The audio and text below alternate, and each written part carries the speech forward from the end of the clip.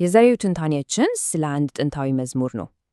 ግን ይህ መዝሙር ታሪክን ብቻ አይደለም የሚተርከው፣ ከዛም በላይ ነው። ለወደፊቱ ጊዜ የተጻፈ ራዕይ ነው። እንግዲህ ዋናው ጥያቄ ይሄ ነው። የባህሩ መዝሙር የተዘመረው እኮ እስራኤላውያን ከግብፅ ከወጡ በኋላ ወዲያውኑ ነው፣ ገና ባህሩን እንደተሻገሩ ማለት ነው። ነገር ግን መዝሙር ውስጥ ስንመለከት ገና ወደፊት ስለሚሆኑ ነገሮች ነው የሚያወራው። ወደ ምድራቸው ስለመግባት፣ ቤተ መቅደስ ስለመገንባት፣ እሱንም ደግሞ እንዲህ አደረክ ያለ ልክ ሁሉም ነገር እንዳለቀና እንደተፈጸመው አርጎ ነው የሚናገረው። እንዴት ሊሆን ይቻላል? እንቆቅልሹ ይሄ ነው። ታዲያ ይህንን ለመረዳት የጥንት ሊቃውንት ይህን እንግዳ የሚመስል የሰዋሰው አጠቃቀም እንዴት እንዳብራሩት ማየት አለብን። እንግዲህ ሁለት ዋና ዋና ማብራሪያዎች አሉ። አንደኛው ከራሺ የመጣ ነው። ራሺ እንደሚለው ይሄ አጻጻፍ ስልት የእግዚአብሔር ድጋፍና መመሪያ ምንጊዜም የማይቋረጥ መሆኑን ለማሳየት ነው። ሁልጊዜም ከነሱ ጋር እንደሆነ የሚያሳይ ነው። በሌላ በኩል ደግሞ ራምባን አለ። ራምባን ደግሞ ትንቢታዊ ያለፈ ጊዜ ይላለው። ይሄ ማለት ምን ማለት ነው? ገና ወደፊት የሚሆነው ነገር በመለኮታዊው እቅድ ውስጥ እኮ 100% የተረጋገጠ ነው። በጣም እርግጠኛ ስለሆነ ልክ እንደተፈጸመ ታሪክ ይነገርለታል ይላል። ልክ ዓለም ወደ መጀመሪያው ትክክለኛ ስርዓቷ እንደምትመለስ የሚያሳይ ምልክት ነው ማለት ነው። በቃ ስለዚህ ወሳኙ ነጥብ ይሄ ነው። መዝሙሩ ያለፈውን ጊዜ ተጠቅሞ ስለ ወደፊቱ ነው የሚናገረው። ከግብፅ መውጣት የተባለውን ተአምር በቀጥታ ከህዝቡ የመጨረሻ ዕጣ ፈንታ ጋር ነው የሚያቆራኘው። አንዱ ከሌላው አይነጣጠልም ማለት ነው። እሺ፣ አሁን ደግሞ ነገሩን ከሌላ አቅጣጫ ነው። የባህሩን መከፈል እኮ በቦታው ለነበሩት እስራኤላውያን ብቻ የተደረገ ተአምር አልነበረም። ተጽዕኖው ከዚያ እጅግ የላቀ ነበር። የድንጋጤው ሞገድ በመላው የጥንቱ ዓለም ነበር የተሰማው። ያው መዝሙሩ ራሱ እኮ ህዝቦች ሰምተው ተንቀጠቀጡ ይላል። ይሄ ዝም ብሎ የግጥም ቃል አይደለም። ሊቃውንቱ ሲያብራሩ የተወሰኑ ብሔራት በጣም የተለየና የራሳቸው የሆነ ስጋትና ፍርሃት ነበር ያደረባቸው ይላሉ። በጣም የሚያስገርመው ነገር ደግሞ እያንዳንዱ ፍርሃት የራሱ የሆነ ታሪካዊ መሰረት ነበረው። ዝም ብሎ አጠቃላይ ፍርሃት አልነበረም። ፍልስጤማውያን የድሮን የበቀል ታሪክ አስታወሱ። የኤሳው ዝርያ የሆኑት ኤዶማውያንም የቆየ ቂምን ፈሩ። ከነዓናውያንም ዕጣ ፈንታቸው መሬታቸውን ማጣት እንደሆነ ስላወቁ ተሸበሩ። ያንዳንዱ ሕዝብ ዜናውን ሲሰማ ይሄ ነገር በቀጥታ እኛን የሚመለከት ነው ብሎ ነው ያሰበው። ነገር ግን ከነዚህ ሁሉ ፈሪዎች መካከል አንድ ያልፈራ ብሔር ነበር፣ አማሌቅ። የአማሌቅ ጉዳይ ሌት ይላል። እነሱ ያጣኩት በፍርሃት ተነሳስቶ አይደለም። ዓላማቸው ሌላ ነበር።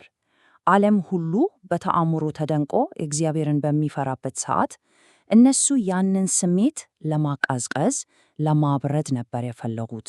ለዚህም ነው ድርጊታቸው እጅግ በጣም የተለየና አስነዋሪ የሚሆነው።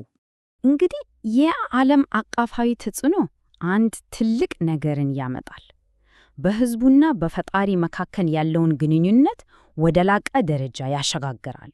ዝም ብሎ ከማዳን ተግባር አልፎ ወደ ጥልቅ እና ማይበጠስ የባለቤትነት ግንኙነት ማለት ነው።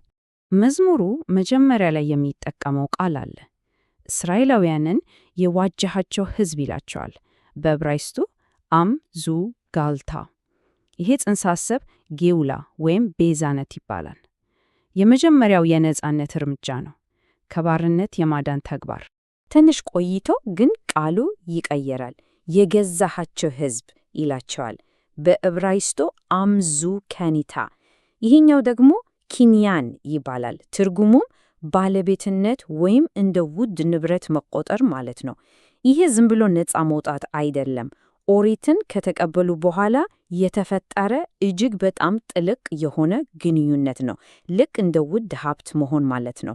እንግዲህ ይሄ ሽግግር ከጌኡላ ወደ ኪንያን፣ ከቤዛነት ወደ ባለቤትነት የመዝሙሩ ዋናው ስነ መለኮታዊ መልእክት ነው። ዝም ብሎ ከአንድ ችግር መዳን ብቻ አይደለም፣ ይልቁንም ለአንድ ታላቅና ልዩ ዓላማ እንደ ውድ ንብረት መመረጥን ነው የሚያሳየው። ጥያቄው ታዲያ ለየትኛው ዓላማ ነው የተመረጡት የሚለው ነው። የመዝሙሩ መደምደሚያ ለዚህ ጥያቄ መልስ ይሰጣል። ዝም ብሎ እንደ አንድ ተስፋ ሳይሆን 5 ደረጃዎች ባለው ግልጽ የታሪክ ዕቅድ መልክ ነው የሚያስቀምጠው። ይሄ ዕቅድ እኮ መላውን የታሪክ ሂደት ነው የሚተነብየው። አስቡት፣ መጀመሪያ ወደ ምድሪቱ ማምጣት፣ ከዚያም በቋሚነት እዛው መትከል፣ ስደት የሌለበት ኑሮ ማለት ነው። ቀጥሎ ደግሞ ለመለኮታዊው መገኘት የተቀደሰ ስፍራ ማዘጋጀት፣ ከዚያም መቅደሱን መገንባት እና በመጨረሻ የእግዚአብሔር ንግሥናና ሉዓላዊነት በሁሉም ዘንድ ለዘላለም ዕውቅና ሲያገኝ ያኔ ነው ዕቅዱ ፍጻሜው የሚያገኘው። ለዚህም ነው ሊቃውንቱ ይህ መዝሙር ስለ መጀመሪያው ወደ ከነዓን መግባት ብቻ አይደለም የሚናገሩ የሚሉት። ከዛም በላይ ይህንን ዕቅድ ሙሉ በሙሉ እውን ስለሚያደርገው ስለ መጨረሻው ስለ መሲሐዊው ቤዛነት ነው የሚተነብየው። በሌላ አነጋገር ከግብፅ መውጣት ለመጨረሻው እና ለታላቁ መዳን እንደ ምሳሌ እንደ ናሙና ነበር ማለት ነው። እናም በዚህ መልኩ የባሕሩ መዝሙር ጊዜን የሚሻገር ድልድይ ይሆናል። ያለፈውን የአሁኑንና መጪውን ዘመን አንድ ላይ ያስተሳስራል። በፈጣሪና በፍጡራኑ መካከል የጸና ዘላለማዊ የቃል ኪዳን ማሳያ ሆኖ ይኖራል። ታላቁ ሊቅ ራቢ አብርሃም ይስሐቅ ኩክ ይህንን መዝሙር ሲያብራሩ ዝም ብሎ የድሮ ታሪክ አይደለም ይላሉ። ሕያው እውነት ነው። አንድ ቀን እውነት እንደሚገለጥ ጭምብሉ ከዓለም ላይ ተነስቶ ሁሉም የእግዚአብሔር ሕዝብ ማን እንደሆነ እንደሚያውቅ የሚናገር ዘላለማዊ ተስፋ ነው ብሎ ያምኑ ነበር። ታዲያ ጥያቄው ይሄ ነው። ካለፈው ዘመን የመጣ አንድ ጥንታዊ መዝሙር ለመጨረሻው የወደፊት ዘመን ቁልፍ ሊሆን ይችላል? ይህ ሁሉም ያሳየን መዝሙሩ በቃ ተነቦ የሚቀመጥ ታሪካዊ ቅርስ ብቻ ሳይሆን ዛሬም ድረስ እውነቱ እየተገለጠ ያለ ሕያው ሰማያዊ ካርታ መሆኑን ነው።